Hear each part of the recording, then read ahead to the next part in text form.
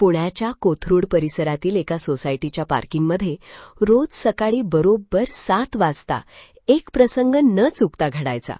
सुधीर, वय 42, हातात पाण्याची बादली आणि एक मऊ कापड घेऊन खाली यायचा.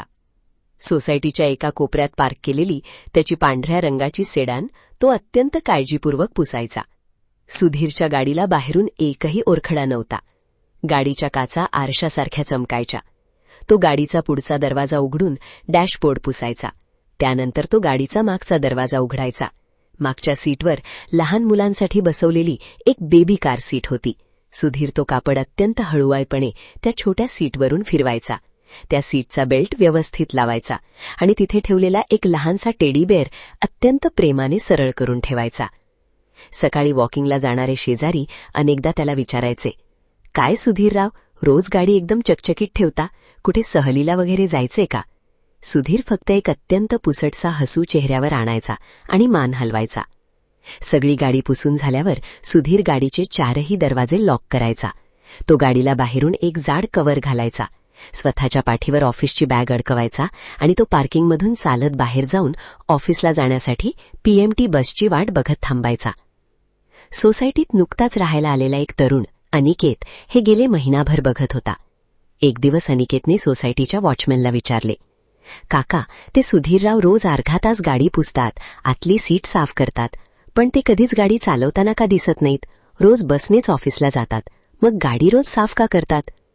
वॉचमॅनचा चेहरा अचानक अत्यंत गंभीर आणि निस्तेज झाला. त्याने एक खोल श्वास घेतला.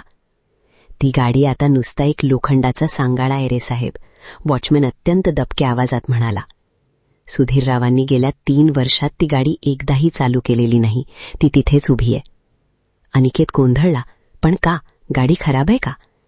"गाडी खराब नाहीये साहेब. त्या गाडीने त्यांचं पूर्ण आयुष्य उद्ध्वस्त केलंय."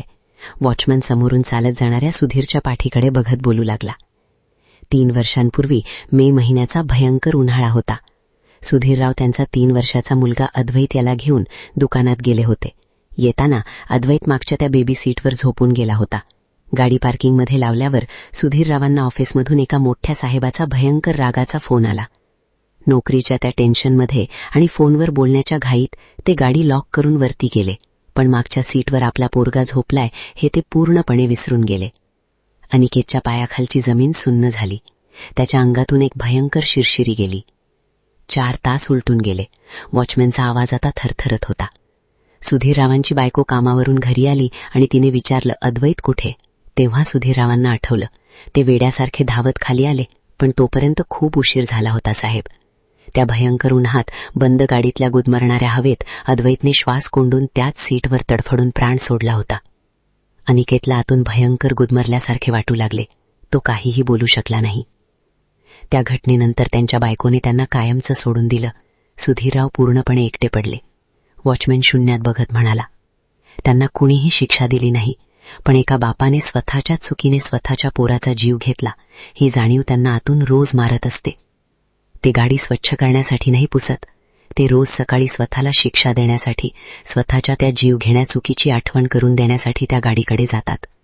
पोराचा शेवटचा श्वास जिथे कोंडला गेला ती जागा ते रोज पुसून ठेवतात, एका अशा प्रवाशासाठी जो कधीच परत येणार नाहीये." अनिकेतने सोसायटीच्या गेट बाहेर पाहिले.